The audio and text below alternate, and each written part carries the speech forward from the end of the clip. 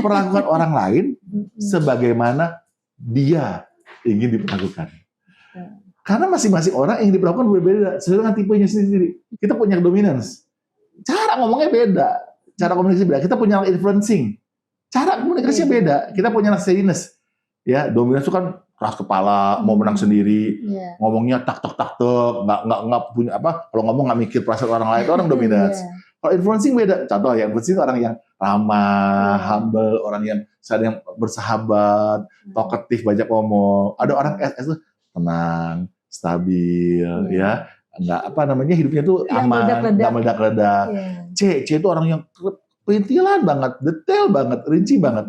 Nah, cara kita nih ngajarin mereka, cara ngomong, cara ngasih tugas ke mereka, itu berbeda. Jadi perlakuan orang lain sebagaimana mereka ingin diperlakukan, bukan perlakuan orang lain sebagaimana kita ingin diperlakukan.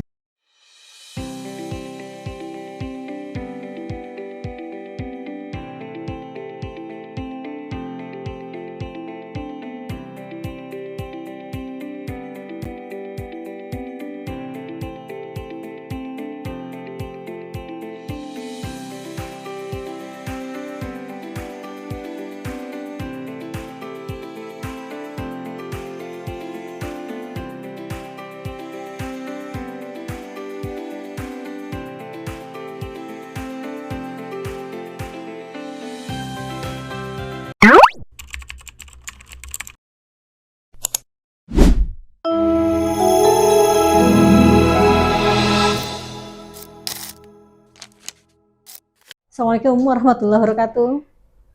Pemirsa, kembali berjumpa bersama kami LD Zone Time. Kali ini kita bersama seorang narasumber yang sangat luar biasa, seorang pendidik, konsultan, dan bermacam-macam kegiatan dan jabatan yang beliau pegang saat ini. Mari kita dengarkan bersama bincang santai bersama Bapak Swadika Yanafi, seorang direktur utama dari Sekolah Kafila di Jakarta. Assalamualaikum warahmatullahi wabarakatuh. Waalaikumsalam warahmatullahi wabarakatuh. Apa kabar nih Bapak? Alhamdulillah. Luar biasa. Luar biasa ya Pak ya. Tadi perjalanan ke sini melihat Sekolah Kafila. Oh, udah sempat lihat Bu? Ya. Sangat luar biasa. Ini Kafila sebuah yayasan atau bagaimana nih Pak? Iya, memang awalnya yayasan. Jadi fokusnya sebetulnya awalnya itu kita concern terhadap pendidikan ya.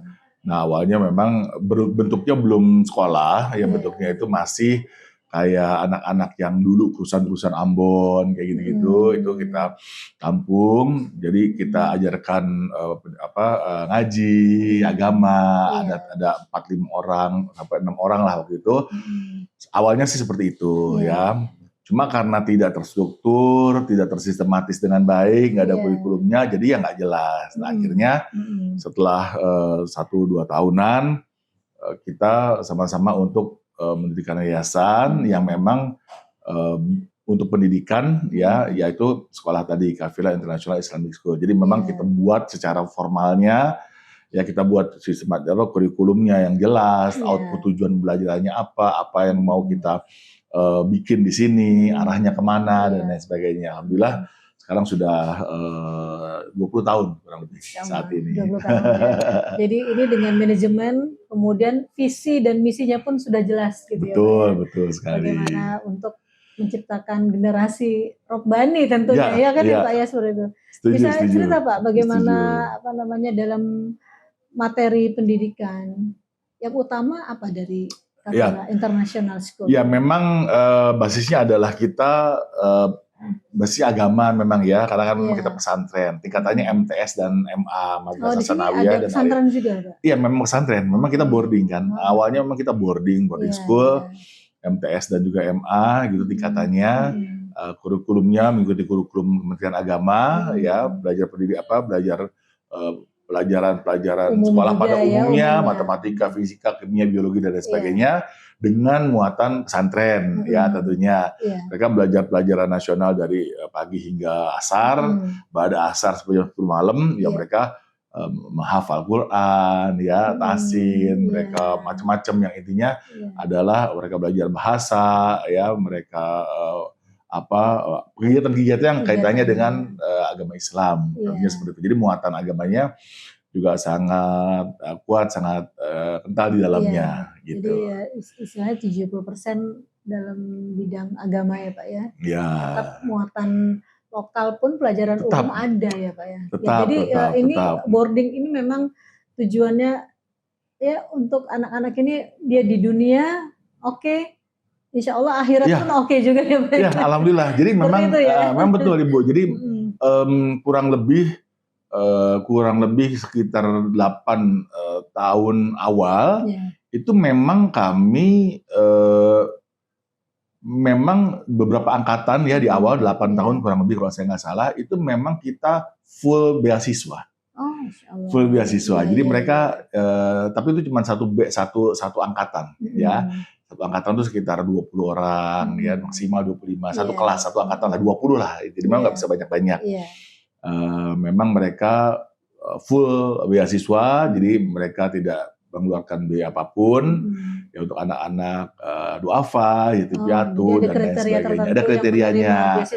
Ya, kita seleksi juga secara akademis. Artinya mereka secara potensi kecerdasan juga ada.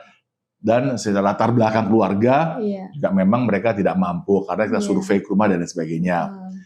Nah, alhamdulillah karena prestasinya itu sangat amat bagus, kita waktu dulu masih ada UN, ujian nasional, itu kita 9 tahun berturut-turut itu peringkat nomor 1 DKI Jakarta untuk tingkatan sanawiyahnya. Jadi ya alhamdulillah ya, karena memang kita juga cukup kuat di muatan-muatan pelajaran nasional. Karena biasanya kalau sekolah atau pesantren biasanya kalau dia kuat di agama, pelajaran nasionalnya biasa, atau kalau dia kuat di pelajaran-pelajaran umum, agamanya biasa. Nah, kalau kita sih alhamdulillahnya dua-duanya. Nah, jadi semenjak tahun ke-5 ke-6 itu yang daftar tuh beludak ya, ratusan ya, bahkan sampai 1.000 orang. Mereka diterima cuma 20-an kan. Nah, yang lain kan pada karena pada ini gimana, udah pada dari jauh-jauh segala macam ikut seleksi. Iya, berharap anak mendapatkan pendidikan yang baik. Yang daftar justru bukan hanya mereka yang tidak mampu, yang justru banyak banget yang datang pakai Fortuner, yang datang pakai Pajero. Mereka pada bilang ke kami, udah deh kita nggak usah gratis, ya, bayar aja nggak apa-apa ya. Nah akhirnya karena memang desakan itu sangat banyak dan rasio antara yang keterima, yang apply dengan yang keterima ini sangat jomplang. Akhirnya di tahun ke-11 ya kalau saya nggak salah itu kita ya udahlah karena memang desakan banyak pihak masyarakat. Akhirnya di tahun ke-11 kita memutuskan untuk menambah kelas dan juga kita sekarang ini kita jadi 2 Bu. Ada yang memang mereka tetap yang memang mereka beasiswa full, yang memang mereka dari yatim piatu, duafa, karangan nggak mampu, tetap ada, malah kita tambah lagi kelasnya, dan yang kelas yang lainnya lagi adalah mereka-mereka yang berasal dari keluarga yang memang mampu. Jadi cross subsidi inilah, cross subsidi silang. Dan memang kalau kami di Kafila ini pendidikan atau ini bukan ini kita ya, bukan profit center kita. Jadi kalau kami kita tidak menginikan pendidikannya sebagai ladang untuk laba gitu untuk profit, enggak. Karena kalau bisa dilihat ya antara yang kelas ini kelas sih ya udah gitu ya. Jadi kita buat ini aja sih, media buat kita bisa banyak lah bisa kecerdasan membantu generasi. Betul. Tujuannya fokusnya ke situ, kecerdasan, membentuk anak-anak yang berakhlak baik, potensi baik, mempunyai agama yang baik itu. Nah, dari mana yang lain-lainnya yang memang kita di grup ini ya kan kita juga ada beberapa unit bisnis. Iya, saya lihat tadi ada bisnis, ada catering juga, dan lain-lain, ada konsultan, ada tambang. Wah, Masya Allah ada tambang juga.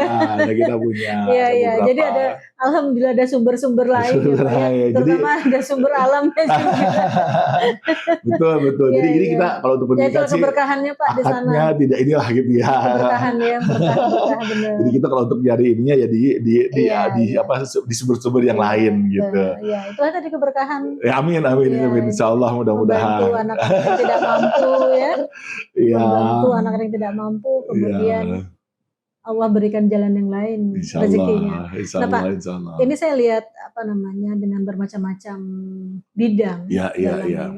satu payung Iya iya. kafilah ini. Iya iya. Perusahaan apa nih yang paling berkesan selain pendidikan tadi nih Pak? Yang menurut Bapak? Kalau pendidikan kan memang bukan perusahaan Iya, sebetulnya iya. ya, karena kan itu kan Iya. memang babnya sendiri ya. Saya lihat juga Bapak sebagai motivator. Oh ya, ya saya Ya, sendiri dari kegiatan-kegiatan betul lainnya. betul selain memang mengelola yayasan, ya termasuk Iya. juga pesantren juga kan memang kita Iya. sama-sama kelola juga Iya. kan, bareng dengan istri juga, dengan adik ipar dan sebagainya. Ya salah satunya itu tadi saya ada konsultan Kafilah Consulting yang memang ya alhamdulillah sudah tahun ini 12 tahun ya, sudah 12 tahun untuk berdiri resminya, tapi kalau untuk as a konsultan trainer yang memang saya associate di mana-mana ya udah mungkin lebih dari 20 tahun bergerak di bidang ya. Pengembangan SDM. Tapi kalau Kafilah Consulting itu sendiri kurang lebih sekitar 12 tahun sampai sekarang. Ini gitu, menangani apa aja nih Pak? Core-nya ada 4, ada training, ada coaching, ada consulting, ada assessment center. Nah kalau training kita area-areanya lebih ke self development, ke komunikasi, service, sales negosiasi, dan HR area, semua HR area. Nah, ini yang diperlukan untuk generasi-generasi sekarang gitu ya. Skillnya banyak sekali. Iya. Ya, ada coaching juga, ada coaching coaching ya. Kalau sekarang banyak teknik coaching, kita juga ada coaching group coaching atau coaching perorangan, ada konseling ya, ada juga terapi, kita ada berbagai macam terapi ya, ada terapi psikologi, ada cognitive terapi, ada hipnoterapi, ada positive terapi, ada macam-macam terapi yang kita punya. Dan juga kita ada consulting. Nah kalau consulting lebih ke pembuatan corporate culture, KPI, perusahaan-perusahaan kompetensi dan lain sebagainya. Lebih ke arah itu sih Bu. Gitu. Luar biasa pemirsa. Ya, Alhamdulillah. Ya itulah kita sebagai manusia harus menggali potensi diri ya Pak. Iya. Ya, jadi orang yang bermanfaat untuk orang banyak. Betul. Nah, memang itu yang kita tekankan betul. Di semua ya, di semua baik itu unit bisnis apapun ya atau tim yang saya kelola pun, saya selalu bilang bahwa ya kalau kita bahasa manajemennya, kalau kata Simon Sinek, the power of why ya yang terkenal ya. Ya kalau bahasa agamanya ya in amalu biniyah. Jadi apapun yang kita kerjakan wajib niatnya itu ya betul-betul untuk mencari Allah. Kita kerja pun gimana caranya manifestasi dari rasa syukur. Kita kerja pun keluar dari rumah, saya sering katakan memang saya juga sering ngisi etos kerja dan sebagainya ke perusahaan-perusahaan.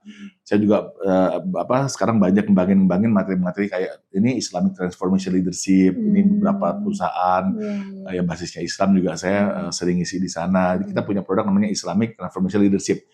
Gabungan antara leadership modern dengan leadership Islam. Kadang-kadang kalau kita belajar leadership modern ya, Zig Ziglar, John C. Maxwell itu aja belajar. Kadang-kadang kita belajar yang Islam, tapi kalau saya menggabungkan antara keduanya. Dan ternyata itu inline Bu. Nah, itu inline. Karena buat contoh. Iya. Contoh nyata kan. Betul. Dan itu leadership modern pun kalau kita lihat Rasulullah dan para sahabat, ya kita lihat dulu ya perang Uhud, perang Khandaq ya, kalau kita lihat dulu macam-macam Hudaybiyah, Fatu Mekah, itu semuanya ada di situ, tertuang di leadership modern.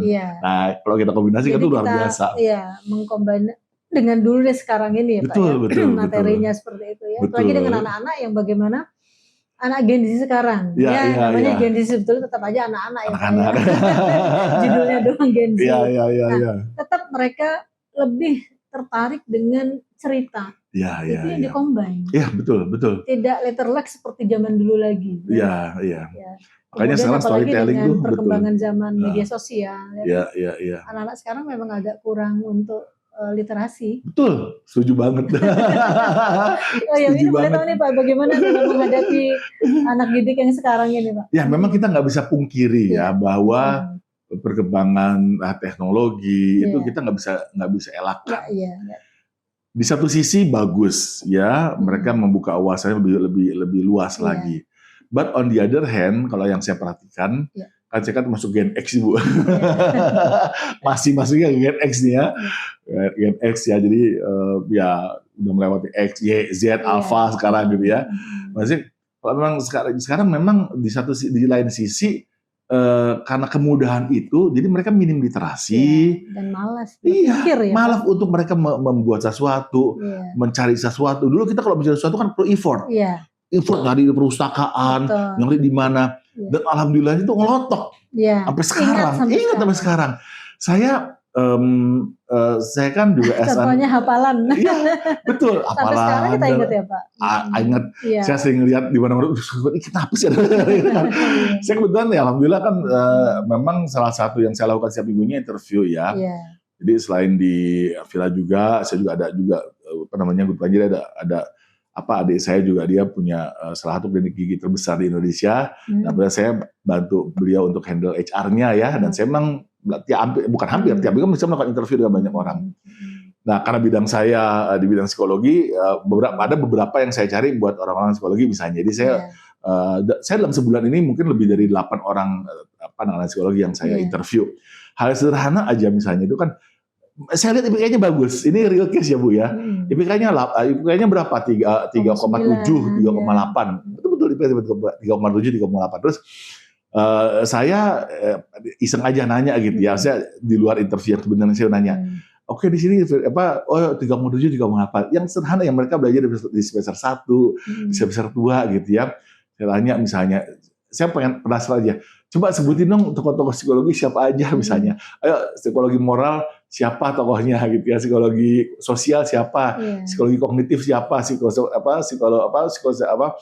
psikologi pendidikan siapa misalnya gitu kan, psikoanalisa siapa gitu kan, itu kan gampang banget ya, Freud, ya Kohlberg, ya Piaget.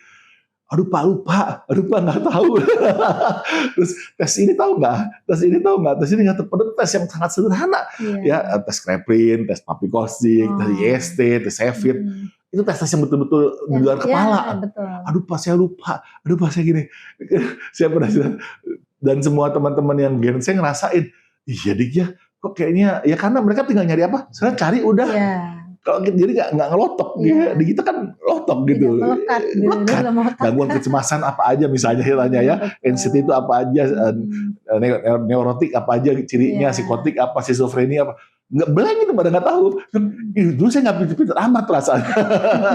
Tapi ngelotok di otak, tapi kenapa sekarang pada nggak paham ya saya bilang gitu. Ya itu sih Bu, fenomenanya Gen Z sekarang ini. Gitu. Dan tentunya sepertinya jarang mengulang ya Pak, membaca. Karena melihat HP sebentar ketemu ya sudah. Bener, dulu HP nggak ada. Saya dulu saya ingat banget mulai pegang HP itu saya mau ujian komprehensif, ujian sidang. Baru tuh saya megang Sony Ericsson yang dulu. Berarti tahun 2000 ya. Awal ya. Iya tahun 2000 bener. Tahun 2021. Nah itu baru. Dulu kita nggak ada apa-apa. Dan memang kita nyari ke perpustakaan. Nggak ada tuh. Koran. Koran, majalah, perpustakaan. Nggak ada yang namanya Google. Nggak ada yang namanya apa. Jadi effort untuk nyari. Jadi begitu kita effort, inget langsung masuk ke long term memory. Kalau sekarang udah ini. Untuk usia kita, apa yang kita cari di Google sekarang sebetulnya dengan yang dulu itu sama. Betul. Ya, betul. Kita search Google, yang kita cari sekarang ini, ini yang dulu itu. Iya, betul. Nah, namanya memang untuk mengcombine media sosial dengan buku ya Pak. Betul, itu tetap masih perlu kalau menurut kita seorang betul, pendidik ya. Betul. Karena banget. Untuk membaca itu kan mengasah. HP dan buku itu beda. Betul, setuju. Bagaimana nih kalau menurut Bapak? Setuju banget. Ini kalau kita pergi ke luar negeri ya, saya pemirsa, Ibu juga mungkin beberapa kali ke luar negeri ya. Kita ke negeri mana ya, kita ke Jerman, ya kita ke Belanda, ya kita ke UK, kita kemana? Coba dia di transportasi umum, ya di tram apa di mana. Itu tuh koran. Coba lihat deh, koran dari tasnya dia ngeluarin buku begini. Dan kalau kita lihat di sana ketemu orang Indonesia, itu pasti yang dipegang handphone. Dan orang sana ya, kalau Ibu lihat ya, kalau kita ke mana ya nggak usah jauh-jauh lah, ke Singapura, ya, ke mana lah gitu, misalnya ke Jepang, ke Korea. Di tram apa segala macam, mereka baca buku di Swiss misalnya. nggak dibiasain sih sebetulnya. Nggak dibiasain. Padahal apa? Baca buku ya dengan kita katakanlah lihat gadget, lihat TV itu beda banget ya kalau kita bicara mengenai neurologi ya, saraf-saraf di otak ada namanya sinaps. Bagaimana sinaps itu kan bisa kesambung, kita nggak mudah lupa, otak kita tuh bisa lebih fokus ya kan. Kenapa? Karena sinaps itu kita stimulasi, kita rangsang dengan cara membaca buku. Nah kalau kita pasif nonton gini kan pasif, atau kita meneliti kan pasif. Jadi beda, sinaps yang ada di otak itu nggak terstimulasi, nggak dirangsang, nggak bekerja, akhirnya cepat lupa, akhirnya anak sekarang banyak yang begitu. Benar Masih banget. muda-muda udah lupa, udah lupa. Kemudian banyak mengalami gangguan mental, kemudian penyakit itu ya Pak. Ya, mungkin pola hidup. Ya, memang memang banyak faktor baik internal maupun eksternal sih yang mempengaruhi sih. Baik Pak Sodika, ini saya kembali ke masalah pendidikan. Iya. Kita kan perlunya parenting antara anak dan orang tua. Ini selama ini memberikan parenting ke orang tua di sekolah bagaimana Pak? Sehingga orang tua sampai sekarang itu memberikan kepercayaan penuh kepada Kafila Internasional ini. Pasti ada trik-trik tersendiri nih Pak. Ya memang gini, saya cukup sering terutama 8-10 tahun terakhir ini cukup sering ngasih tema-tema terkait dengan parenting di mana-mana. Ya cuman saya kalau yang terkait dengan parenting, komunikasi keluarga itu ya kalau kita bicara akad syariah itu akadnya tabaru lah gitu ya, bukan tijaroh ya. Tabaru kan kebaikan ya, tijaroh itu akad bisnis ya. Kalau saya apa sih yang saya bisa lakukan buat negeri ini? Betul. Apa sih yang kita bisa lakukan di tangan kita gitu. We don't expect too much. Ini begini, presidennya begini, menterinya begini, kebijakan berita gini. Ya so what, itu nggak bisa kita jangkau. Betul. Apa sih yang bisa kita lakukan ya? Kita nggak bisa merubah dunia, kita nggak bisa merubah negara. Apa sih yang kita bisa rubah dengan tangan kita sendiri? Dari hal yang terkecil apa? Apa dari yang kalau saya kalau ada yang ngundang saya yayasan, sekolah, organisasi, komunitas, masjid, ayo saya jabanin ya. Berapa enggak, pokoknya saya enggak mikirin ya. Kenapa? Karena buat saya itu one of my contribution untuk negeri ini, ya mungkin untuk agama gitu. Itu yang bisa saya lakukan. Mungkin kalau kita ibadah ya sholat mungkin juga nggak khusyuk amat, zakat sedekah juga mungkin nggak banyak amat. Apa sih yang bisa kita ngimbangin? Zikir juga mungkin nggak khusyuk amat, puasa juga nggak ini banget. Apa sih kita bisa lakukan ya? Kalau menurut saya ibadah sosial. Kan kalau dalam Islam kan ya seperti kita tahu ibadah sosial itu nilainya tidak kalah tinggi, bahkan lebih tinggi dibanding ibadah ritual. Ya, engkau pergi ke pasar di Madinah, membantu orang-orang masyarakat Madinah, di satu hadis kan nilainya lebih tinggi dibanding engkau sebulan penuh itikaf di Masjid Nabawi. Ya. Terus Rasulullah pernah juga sahabat tanya ke Rasulullah, ya Rasulullah, tangga saya itu sholatnya rajin, tahajudnya rajin, puasanya rajin, semuanya rajin. Terus tapi dia suka kasar ngomong sama tetangganya, suka gibahin sama tetangganya, suka nyakitin tetangganya. Terus Rasulullah bilang, hiya finnar, dia penghuni neraka. Artinya apa? Ibadah ritual, ibadah sosial itu ya insya Allah nilainya lebih tinggi daripada ibadah ritual. Nah saya pun begitu, saya berusaha ibadah ritual saya ya jauh lah dibanding sahabat. Belum nas ya Pak ya. Jauh lah dibanding dibanding ustaz, dibanding kiai, dibanding sahabat Rasulullah itu nggak ada seberapa-berapanya. Tapi apa sih yang bisa saya imbangin? Mudah-mudahan saya bisa kerja dengan ibadah sosial. Nah saya tuh concern betul, nggak hanya saya, ada juga sahabat saya, guru saya Mbak Okina Fitriani, kita ada grup Enlightening Parenting, ya kita betul-betul apa sih yang bisa lakukan buat masyarakat Indonesia. Saya sering bilang gini sih, dan ini memang banyak banget. Kalau kita mau jadi pilot, kita mau jadi dokter, kita mau jadi arsitek, ya, kita mau jadi apapun dah itu, gitu ya. Apalah kita mau jadi dokter, pilot, arsitek, menjadi farmasi, atau menjadi apa. Itu kita perlu waktu belasan bahkan puluhan tahun untuk kita belajar, ya. Belajar ya, sekolah SMP, SMA, S1, profesi, apalagi ya, bisa belasan bahkan bisa puluhan tahun untuk jadi dokter, untuk jadi arsitek, untuk jadi psikolog misalnya, untuk jadi apa gitu ya misalnya ya. Kita butuh waktu belasan bahkan puluhan tahun. Dan sewaktu-waktu Kalau kita, saya nggak mau praktek bisa. Saya nggak mau jadi arsitek bisa. Saya nggak mau jadi hakim bisa. Saya nggak mau jadi psikolog lagi bisa. Sewaktu-waktu kita nggak mau jadi itu bisa. Nah, padahal itu perlu belajar belasan bulan tahun. Nah, orang tua Bu, orang tua itu pertanyaan saya, kalau tadi kita belajar belasan tahun untuk jadi dokter, untuk jadi arsitek, untuk jadi hakim, untuk jadi pilot. Nah, sekarang untuk jadi orang tua, berapa tahun kita belajar? Kalau saya seminar, pasti jawabannya rata-rata nggak pernah, Pak. Ya kan, ketemu, suka nih segala macam, jadi kayu nikah. Belajar nggak? Ya, ketika nikah ini bagaimana, apa yang mau kita bentuk di pernikahan, visi apa, misi apa, bagaimana pola komunikasi rumah tangga kita mau gimana. Kalau kita punya anak, apa yang mau kita tampilkan ke anak kita, bagaimana cara didik anak kita, nggak dibahas Bu, nggak dibahas. Nikah aja udah dasar. Nah, pertanyaan saya kalau tadi jadi hakim, dokter, pilot, sewaktu-waktu bisa jadi berhenti, bisa. Tapi pertanyaan saya, Anda jadi orang tua nggak belajar. Nah, misalkan tadi perlu belajar kan, bisa nggak ada sewaktu-waktu? Udah, gue capek ya jadi orang tua lo ya. Udahlah berhenti ya. Udah deh. Udah kita bisa aja ya, saya jadi bapak. Nggak bisa. Ya, ibu, saya capek jadi ibu kamu. Berhenti aja mulai sekarang, kamu mesti jadi anak saya. Nggak bisa. Sampai kita mati, sampai malaikat Israel mencabut nyawa kita, sampai kapanpun, tetap jadi orang tua. Sesuatu yang kita nggak pernah belajar, tapi nggak bisa berhenti. Nah, itu ironisnya. Kita belajar mati-matian, terus sesuatu yang kita bisa berhenti. Nggak mau jadi hakim, nggak mau jadi arsitek, nggak mau jadi dokter, bisa. Belajar mati-matian. Nah, ini jadi orang tua nggak belajar. Begitu anak-anak, begitu remaja, puber, begitu remaja. Anak saya nakal, anak saya nggak mau belajar, membangkang. Baru stres. Wah, datang ke psikolog, datang ke terapi, terus segala macam. Kenapa? Karena lo nggak belajar.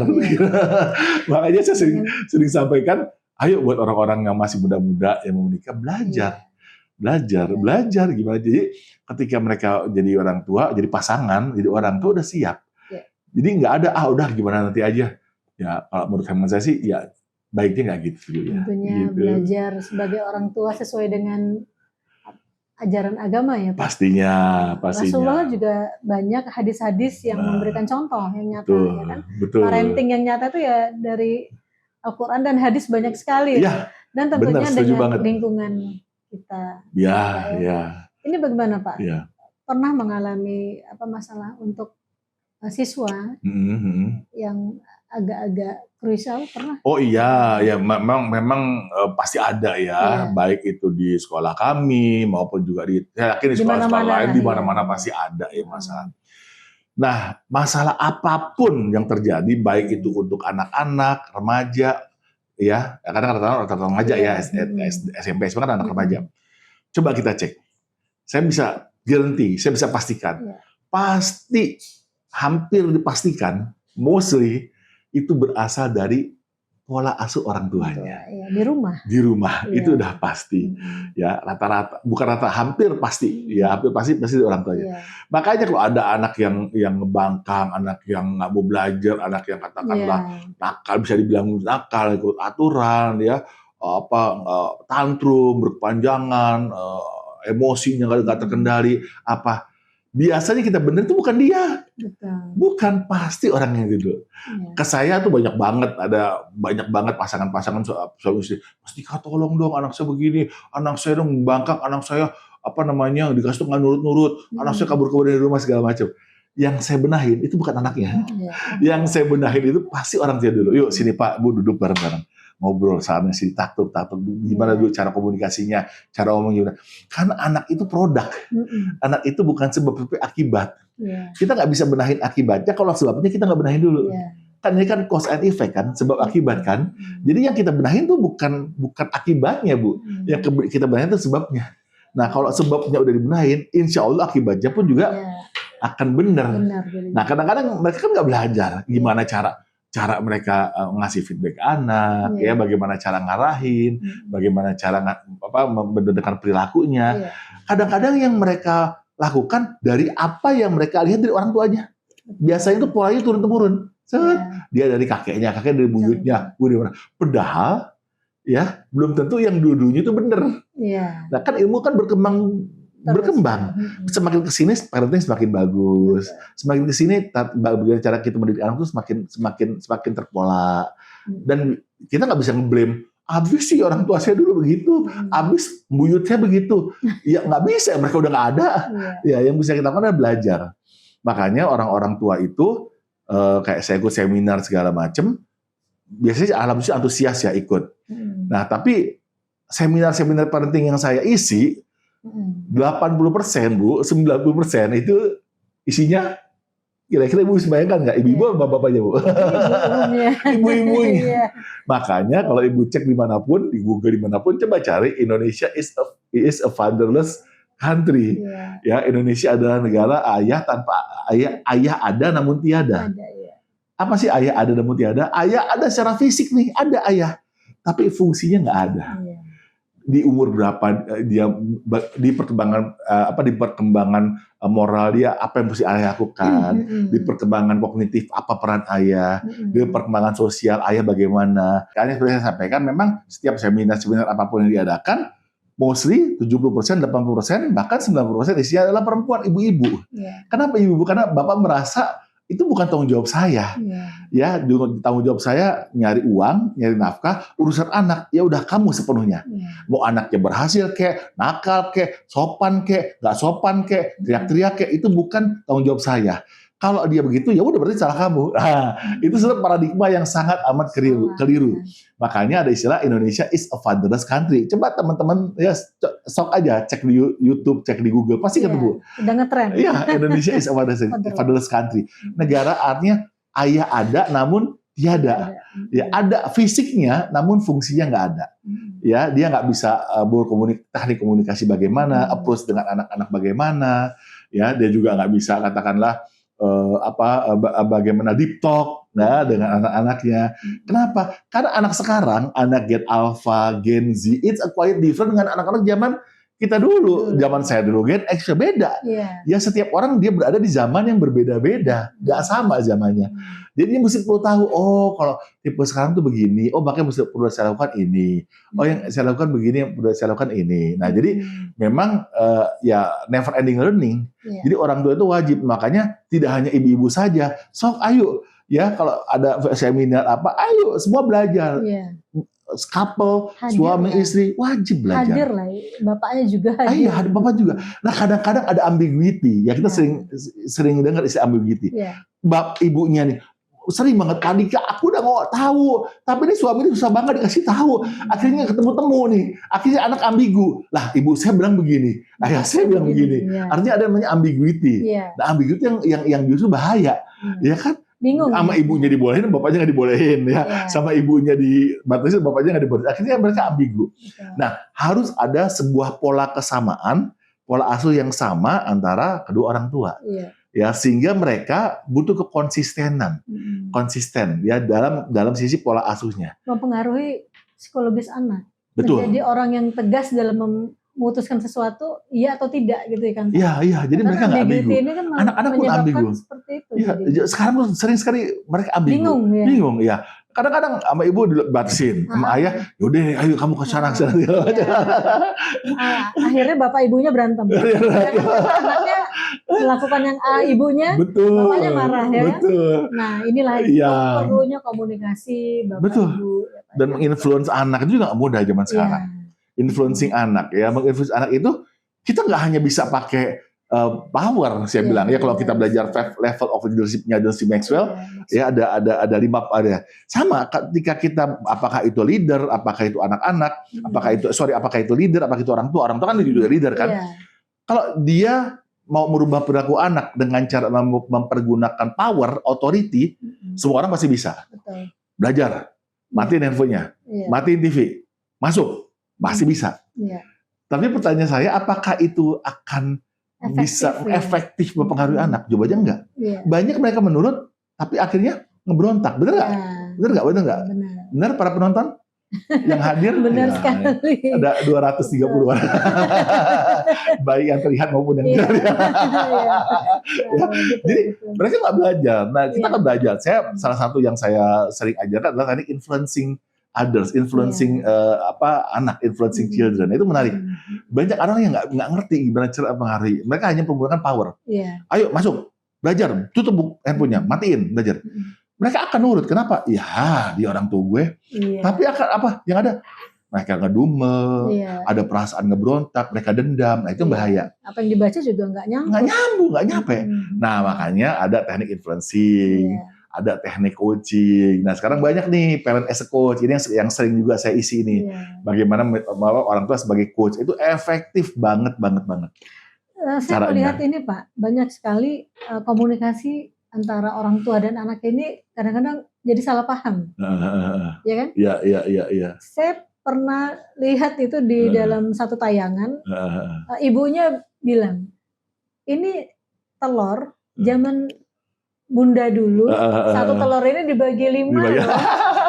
Anaknya, oh mama jadi masih ingat dengan zaman susahnya mama. Itu saya baca di tayangan itu, anaknya beda pemahaman. Betul. Nah inilah apa yang perlunya kita pendekatan ke anak-anak, baik bahasa, Iya. kemudian komunikasi hari-hari ini diperlukan sekali ya. Iya betul. Karena nggak semuanya bisa plak. Contoh nih salah satu yang real case nih, ya ada orang tua bilang gini. Dulu itu misalnya dimarahin anak yang ngambek. Kamu tahu nggak ini real case ya? Dulu itu papa itu sama Mbah Kakung, Mbah Kakung ya kalau di Jawa kan Mbah Kakung ya, kakek ya. Dulu sama Mbah Kakung itu kalau mecahin barang, mecahin piring itu langsung ditempeleng. Kamu nggak ditempeleng udah syukur. Ya kan? Iya, Dulu papa ditempeleng, ibu saya ditempeleng ya kan. Nah sekarang ya itu kan dulu ngapain gue mesti ikut-ikutan ditempeleng saya kayak gitu ya. Nah pola-pola gitu mesti belajar. Nah makanya sekarang ya alhamdulillah sekarang channel untuk belajar banyak ya yang memfasilitasi yayasan, sekolah, organisasi yang memfasilitasi itu juga banyak. Tinggal masalahnya mau apa nggak mau. Kadang-kadang kita suka ngerasa apa sih gue udah tahu semuanya. Kita suka nutup diri, udah merasa tahu dan pintar. Iya, udah merasa udah deh gue nggak perlu lagi. Nah makanya diperlukan adalah kerendahan hati ya untuk kita bisa iya saya kurang, I have to learn, saya mesti belajar. Nah itu justru lebih bagus Bu. Saya sering bertemu dengan orang tua yang selalu menyatakan saya lebih paham tahu anak saya. Itu loh. Iya. Sering betul. sekali itu Pak. Betul. Dan belum tentu juga kalau cek ya. Nah, inilah kita perlunya orang tua untuk mengenali anaknya sebaik mungkin gitu. Iya. Oke dia bangun tidur dari rumah berangkat sekolah, tapi apakah ada hal-hal yang tertentu ibu mungkin yang secara krusial orang tuanya belum tentu tahu seperti itu. Iya. Benar. Karena mungkin ada satu hal larangan tadi yang seperti disampaikan, komunikasi yang kurang, feedbacknya keluar seperti itu. Betul. Kita nggak bisa nyamain antara yang tadi saya bilang ya. Masing-masing generasi itu ada pola lingkungannya pun berubah. Ya, kita merasa bahwa ya udah begini dulu tuh begini. Jadi saya gini juga nggak apa-apa.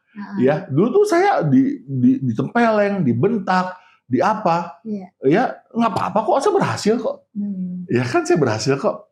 Tapi kita nggak tahu ketika Anda berhasil, coba kita lihat psikologisnya. Yuk kita cek seberapa dalam luka batinnya, seberapa dalam emosi yang nggak terselesaikan dalam dirinya. Coba kita cek, sok aja. Banyak orang yang merasa berhasil, indikator berhasilnya, saya sekarang hidup sukses kok. Ya, coba kita lihat. Nah kita kan nggak mau warisi hal negatif ini ke anak-anak kita. Kita nggak mau. Jadi kita mesti belajar teknik ngomongnya gimana, teknik komunikasinya gimana, teknik mengenal anak dengan baik seperti apa, influencingnya seperti apa. Nah itu yang memang kita perlu belajar ya, terutama ayah. Kita harus mengenal karakter anak kita juga ya. Ya pasti. Tentunya itu Pak. Pasti karena itu, setiap orang tuh beda. Setiap orang tuh beda. Nah makanya kita perlu baik itu observe dengan detail maupun di assessment sekarang banyak. Ya di kami pun kayak di Cafe Local Consulting juga banyak tuh yang datang ke kami untuk assess anak saya seperti apa ya. Karena setiap orang, everybody is different ya. Walaupun dia punya anak 2, 3, 4, 5, sekarang enggak sama. Si A mungkin perlu ini, si B mungkin cara ngomongnya begini, si C mungkin dia lebih nggak boleh banyak ngomong. Sedikit mungkin, si D mungkin harus lebih banyak ngomong. Kenapa? Karena setiap orang itu punya punya karakter yang berbeda-beda. Nah itu yang kita perlu tahu. Makanya ada istilah gini, kalau saya sering ngasih teknik komunikasi, perlakukan orang lain sebagaimana Anda ingin diperlakukan. Kelihatannya itu betul quote-nya. Benar nggak Mas Mbak? Kan perlakukan orang lain sebagaimana Anda ingin diperlakukan. Salah. Itu salah. Nggak selalu benar ya Pak? Nggak salah, itu salah. Iya. Perlakukan orang lain sebagaimana dia ingin diperlakukan. Karena masing-masing orang ingin diperlakukan berbeda sesuai dengan tipenya sendiri. Jadi kalau perlakukan orang lain sebagaimana ada yang ingin diperlakukan, berarti kita memaksakan yang kita ini ke mereka. Padahal perlakukan orang lain sebagaimana dia ingin diperlakukan. Contoh beberapa terminologi ya dalam apa namanya mengkategorikan orang, misalnya contoh misalnya kita pakai terminologi DEC pada macam-macam ya, ada MBTI, ada DEC, ada apalah macam-macam. Ada dominant, influence, steadiness, compliance ya. Kita punya dominance. Cara ngomongnya beda, cara komunikasi beda. Kita punya influencing, cara komunikasinya beda. Kita punya steadiness, ya dominance itu kan keras kepala, mau menang sendiri, ngomongnya tak, nggak punya apa. Kalau ngomong nggak mikir perasaan orang lain, itu orang dominance. Kalau influencing beda. Contoh ya, influencing orang yang ramah, humble, orang yang sadar, yang bersahabat, talkative, banyak ngomong. Ada orang SS itu tenang, stabil, ya. Enggak apa namanya hidupnya tuh aman, enggak meledak-ledak. C itu orang yang perintilan banget, detail banget, rinci banget. Nah, cara kita nih ngajarin mereka, cara ngomong, cara ngasih tugas ke mereka, itu berbeda. Jadi perlakuan orang lain sebagaimana mereka ingin diperlakukan, bukan perlakuan orang lain sebagaimana kita ingin diperlakukan gitu, Bu. Dibalik ya, dibalik. Ya, karena kan yang udah ada selama ini kan gitu tuh ya, yang kita anggap benar gitu ya. Ya mungkin dalam konteks tertentu ya, misalnya kita ingin orang baik, kita harus baik ya dalam konteks general ya.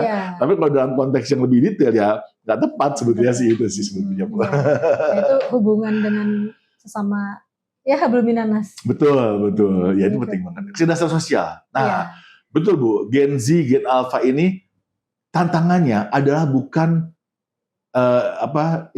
bukan kecerdasan secara kognitif, ya, bukan kecerdasan secara kognitif, bukan intelligence quotient, tapi tantangan sekarang adalah lebih ke emotional intelligence dan juga ke social intelligence. Ya, kalau kita lihat ya bagaimana tantangan kita buat kecerdasan sosial, ya, bagaimana kita membentuk perilaku yang baik, yang ramah, yang beradab, yang humble, yang sopan santun, yang beretika. Tantangan sekarang. Anak-anak sekarang pinter, apalagi sekolah-sekolah internasional. Nah, ini yang lucu, Bu. Jadi begini, kan anak-anak sekarang kan they have to be assertive. Betul. Ngomong, pada tempatnya. Ini yang sering banget saya terjadi. Mas Dika, pusing saya, kenapa? Aku nggak sependapat. Aku punya hak dong untuk aku menentukan hidupku. Kebayang nggak, Bu? Bagus. Ya, kalau orang dulu kan nunduk, apalagi zaman-zaman Belanda kan, nenek kita, ayo ikut. Kalau ngomong nggak boleh ngeliat mata orang tua, ini nggak harus begini tangannya, harus gini ya. Anak sekarang enggak, mereka lebih asertif, berani menatap. Apalagi sekolah-sekolah internasional, bagus, lebih percaya diri, confident, asertif, tapi nggak diimbangi dengan akhlak dan adab. Jadi apa ngomongnya? Aku nggak setuju, Mah. Itu bukan hak Mama ngomong kayak gitu. Aku juga punya hak, masing-masing punya hak. Jadi ayo kita hargai hak kita masing-masing. Pusing gak tuh orang tua? Mas Dika, gue pusing katanya. Gimana? Orang tuanya masih muda lagi, ya kan? Bagus, cerdas mereka. Mereka cerdas. Apalagi international school. Tapi nggak diimbangi sopan santun, etika, budi pekerti, akhlak, adab. Nah, itu betul-betul PR buat Gen Z, Gen Alpha. Itu PR-nya. Setuju nggak kalau dari Pak Yadika kita mengadakan lagi pendidikan moral Pancasila? Oh ya, pelajaran budi pekerti. Nah itu, jangankan pendidikan moral Pancasila. Kalau zaman-zaman ibu bapak saya, mereka bilang mereka sering ada namanya apa budi pekerti ya Bu ya. Iya budi pekerti. Kalau saya sih amat sangat setuju. Kita berharap ada lagi ya Pak sebagai pendidik ya. Betul. Iya. Karena itu semakin berkurang Bu sekarang. Ngejar kecerdasan kognitif. Betul. Gitu, yang dikejar. Karena harus dibarengin kognitif dan benar-benar mereka menjalankan hari-hari. Ya, emotional intelligence, kecerdasan emosi aja misalnya contoh. Ya, mereka sekarang Bu nggak terbentuk dengan baik. Contoh apa? Mereka kena tekanan dikit. Nah, langsung berontak. Pecah. Makanya sekarang ada istilah namanya resilience yang terkenal. Ya, resilience. Saya kerja pertama kali hampir 30 tahun yang lalu. Ya, jadi kelihatan lah ya umurnya berapa. Jadi 20 enggak lah, 26 ya hampir lah 26 27 tahun lalu pertama kali saya bekerja 26 27 yang lalu. saya punya atasan ya, punya owner perusahaan itu. Saya benar-benar sebuah konsultan, kantornya di Wisma Bumi Putra di Sudirman, di Jalan Sudirman. Itu ownernya. Nah, beliau sampai sekarang masih ada, sampai sekarang masih sangat baik sama saya. Itu beliau namanya Bu Ifrida Yasar. Boleh dicek Bu Ifrida Yasar.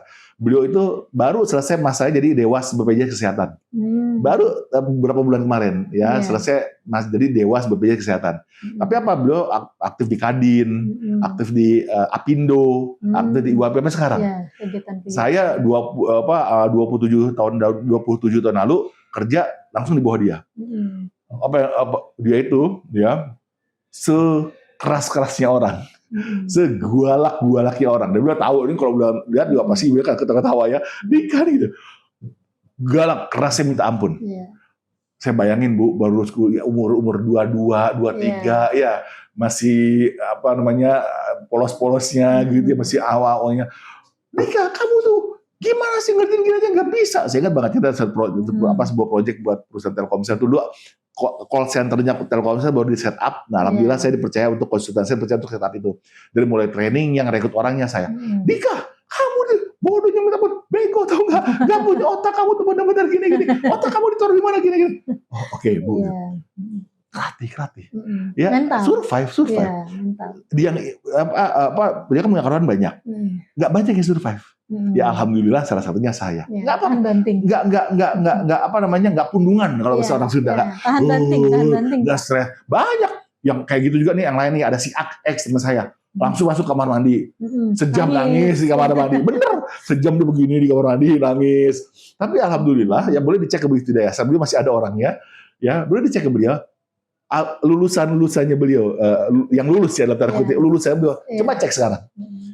Insya Allah ya alhamdulillah gitu ya. Insya Allah ya inilah alhamdulillah bagus ya. Kenapa? Karena sama dia minta dilatih. Mental. Ya, nah, itu yang kecerdasan emosi itu yang zaman sekarang tuh menjadi resilience, daya tahan. Betul. Ya, bagaimana mereka bisa adjust. Makanya kenapa kok anxiety ya dikit-dikit gitu ya. Ada sekali. Ya kan. Dikit-dikit. Oh, dikit-dikit burn out gitu ya. Work life balance ya. Ya Allah, dulu saya tuh tanya Bu If, saya selalu berprinsip bahwa you have to work, Anda mesti bekerja jauh di luar gaji Anda. Bu, saya dulu Bu, 26 yang lalu gaji saya itu 1,2 juta sebulan.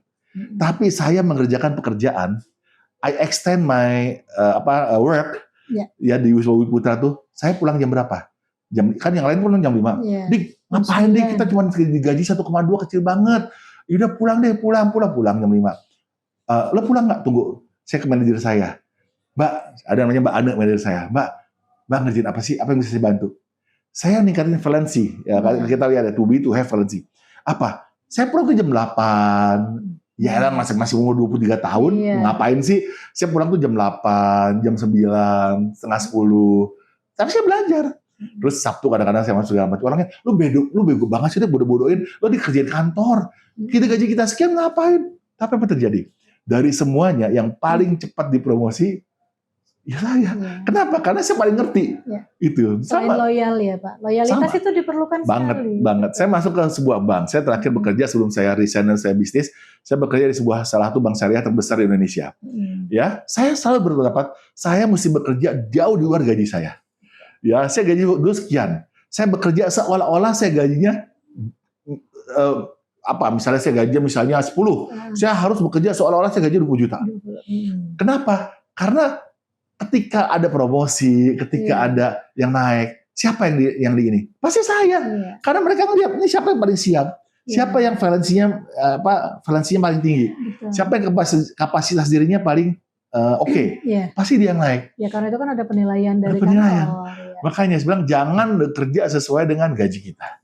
Saya selalu bilang kalian semua harus bekerja sering juga ngisi buat mahasiswa segala macam ya, atau anak-anak yang berorientasi kerja. Bekerja jauh melebihi gaji kita. Rugi dong Mas Dika. Rugi enggak.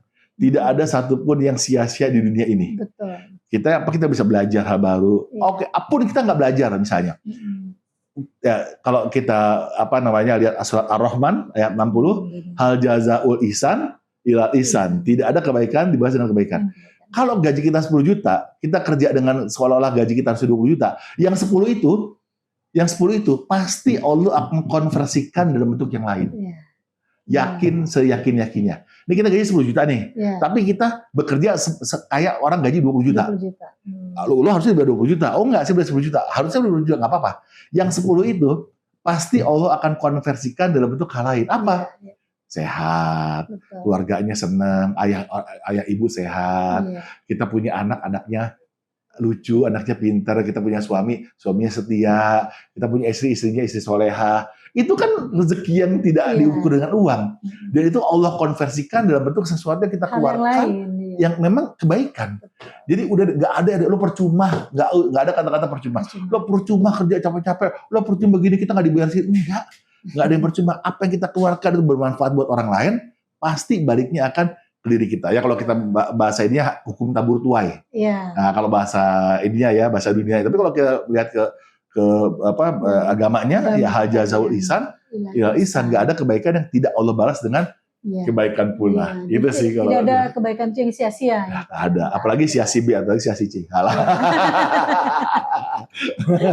Iya betul. Ya. Masya Allah ya Pak, perbincangannya sangat luar biasa. Kurang nih, bisa ditambah 3 jam lagi Mas? Oh bisa. Sampai Isa boleh Isa. Insya Allah kita ada lagi.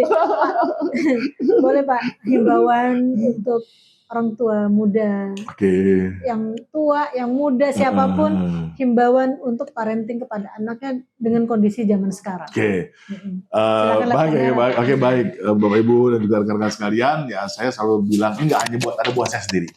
Karena dimanapun saya ngisi training, saya ngisi seminar, saya nggak pernah bilang bahwa saya ngajarin Anda, nggak pernah. Ya saya dimanapun, Anda boleh cek deh, saya ngajari manapun, ngasih seminar dari manapun. Nggak pernah, saya lebih tahu dari Anda, saya mau ngajarin, nggak pernah kata-kata ngajarin. Sharing. Nggak pernah. Saya nggak pernah bilang saya lebih pintar, lebih hebat, lebih ngerti, lebih jago, saya nggak pernah bilang. Tapi yang saya bisa pastikan, saya pasti lebih berbobot daripada Anda semuanya. Nah, dalam arti yang sebenarnya gitu ya. Jadi berbobot jadi ada saingan juga dia.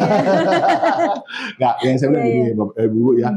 Jadi memang kita perlu punya kerendahan hati untuk kita selalu mengosongkan pikiran kita. Bukan ya artinya merendahkan diri kita, mengosongkan pikiran kita. Jadi kenapa? Karena jangan kita merasa, oh saya udah tahu. Yang paling berbahaya adalah 3 kata. Saya sudah tahu. Ya, entah kenapa orang-orang yang saya temuin semakin pintar.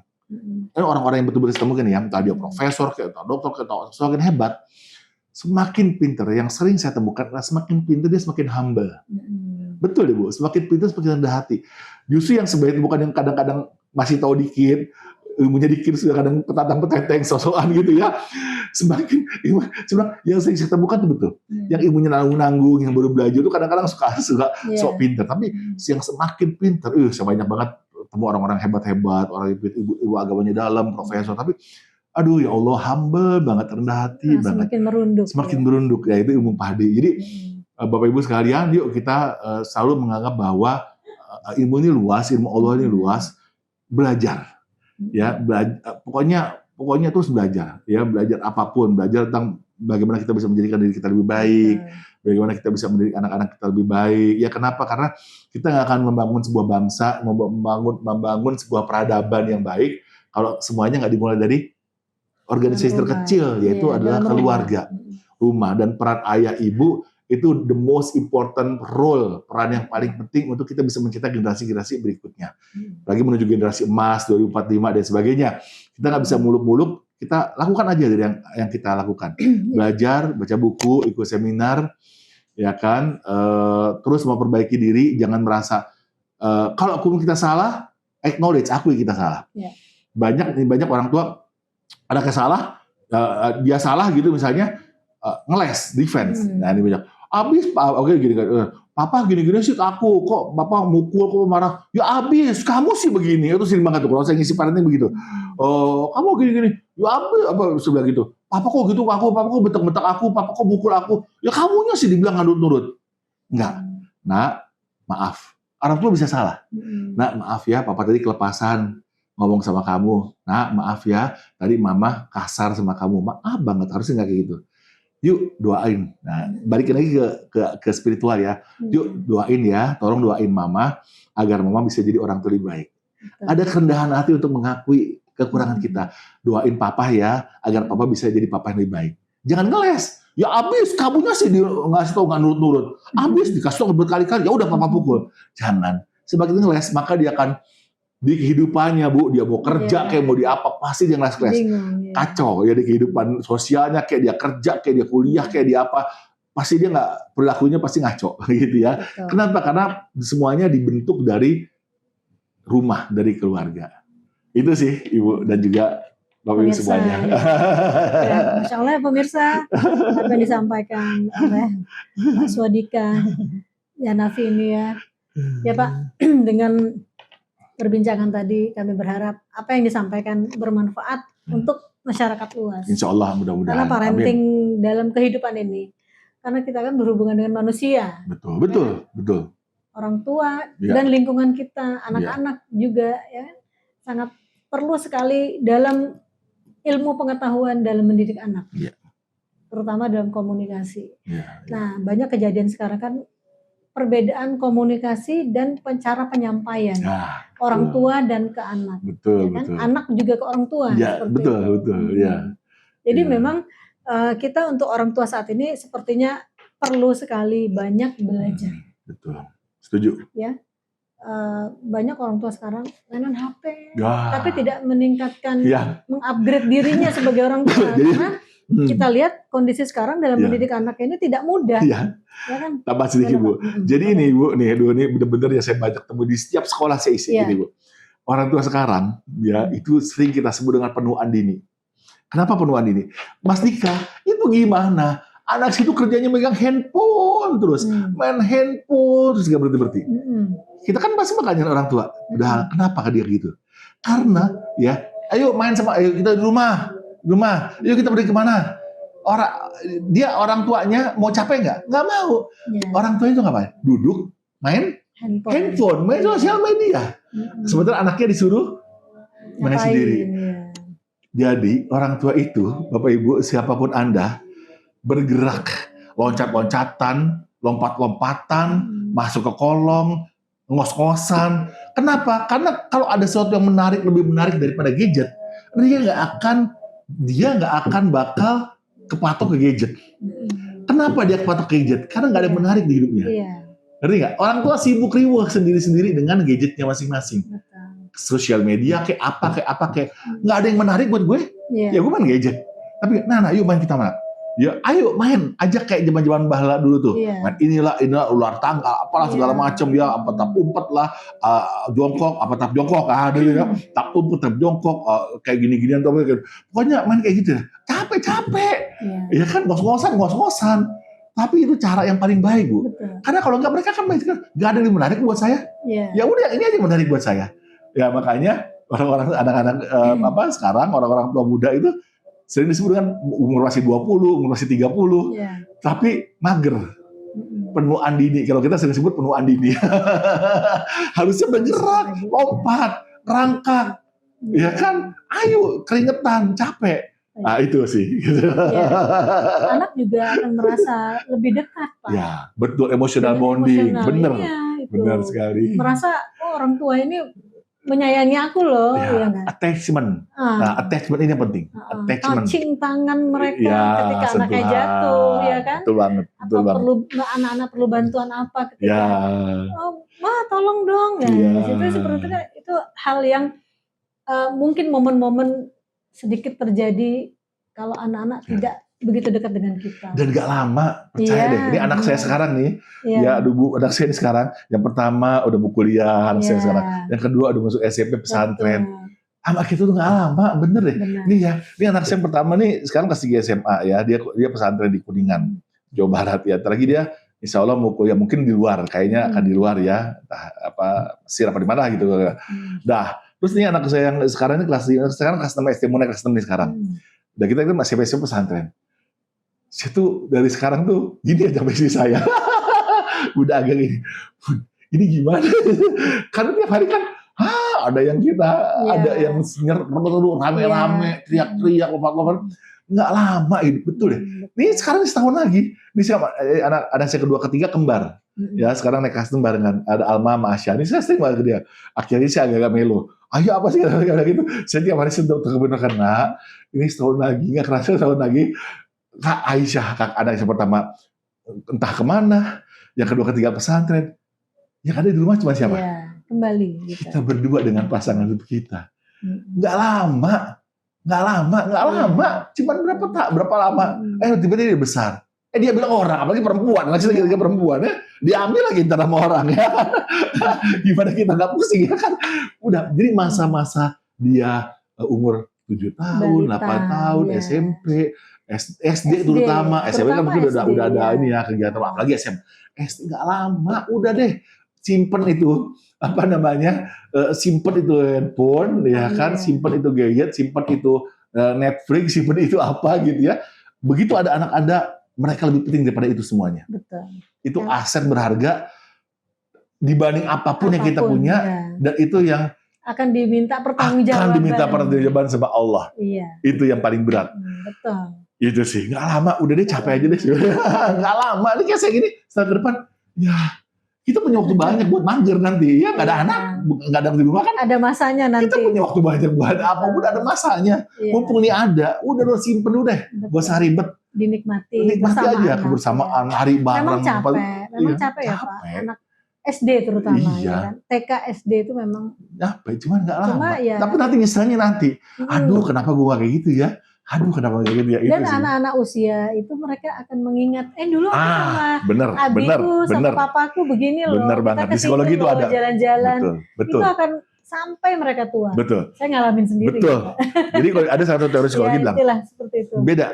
Enggak kok Mas Dika, saya sering ngajak anak-anak saya jalan. Nih ya, oke, dia sering ngajak anaknya jalan, trekking ke pantai. Jalan nih, begitu nyampe lokasi, orang tuanya ngapain? Main handphone. Anak itu suruh main sendiri. Beda, itu namanya bukan aktivitas bareng. Aktivitas bareng itu lo jalan kemana, ayo main bareng-bareng. Enggak kok Mas Dika, aku sering. Oke, saya pretelin. Bapak ngajak kemana? Puncak orang. Pas di sana Bapak ngapain? Ya saya di villa. Saya suruh anak saya berenang, karena jadi walaupun Anda suruh mereka enak, tapi kalau Anda nggak involve, Anda nggak terlibat, nggak kena. Betul. Mereka nggak punya memori. Tetap beda rasanya. What is the difference between you and driver? Kebayang nggak? Kalau gitu lo suruh driver aja, ya kan? Nyampe nih di gunung, main ya udah selesai sini masuk lagi. Beda apa bedanya kita ayah sama driver? Yang mendingan lo sewa driver aja. Nah bedanya ayah rangkul mereka, peluk mereka, ajak main mereka, sentuh mereka, itu. Iya kan, apa yang dilihat itu kita kasih penjelasan. Mereka juga akan bertanya dengan apa yang mereka tidak tahu saat itu ya Pak. Betul, setuju. Ya. Inilah kita perlunya orang tua itu tadi, mengupgrade diri terus bagaimana memberikan pola asuh yang baik kepada anak kita, ya kan? Karena ya itu tadi. Mendidik anak sekarang itu tidak gampang. Betul, setuju. Lebih kompleks. Karena memang perkembangan pergaulan zaman, lah, teknologi lah, lingkungan lah, seperti itu. Kemudian, distraksinya lebih banyak. Betul. Media sosial itu sangat mempengaruhi psikologis kadang-kadang, karena mereka nggak paham apa yang dilihat, apa yang ditonton, ya kan Pak ya. Kita udah ngekang pun, di luar ketemu-temunya pakai. Kita udah nggak boleh pakai. Kita nggak bisa batasin. Betul. Yang kita bisa batasin adalah pikiran dia. Betul. Kita nggak bisa batasin secara fisik, tapi kita bisa benahin lah pola pikir dia. Ya, apalagi dengan batasan-batasan norma-norma agama itu harus dari kecil kita tanamkan. Karena kemanapun mereka pergi, kalau ada sudah remnya, tertanam itu, ada rambu-rambunya, ada koridornya. Mereka sudah paham itu. Oh ternyata ini nggak boleh kata papaku nggak boleh loh ini, kata Ya. mamaku nggak boleh ini loh, gitu. Seperti ya Pak ya. Ya, setuju, setuju. Ya. Terima kasih Pak. Sama-sama, terima kasih Pak banget. Swadika, Saya ya bisa Nafi. ngobrol-ngobrol. Ya, Mudah-mudahan maaf. bisa nyambung lagi ya. Ya Bisa insya Allah. besok. Ya. Tadinya mau diterusin sampai Isa nih, cuman nggak boleh. Ya, ya, baik pemirsa, demikianlah perbincangan kita bersama Pak Swadika Yanafi, seorang direktur pemilik Tafila International School dan banyak jabatan yang beliau jabat saat ini. Semoga apa yang disampaikan tadi bermanfaat dan barokah untuk kami yang Amin. menayangkan dan juga yang menonton, akan menambah wawasan dan ilmu pengetahuan. Amin. Terima Amin. kasih. Assalamualaikum warahmatullahi wabarakatuh. Waalaikumsalam warahmatullahi wabarakatuh.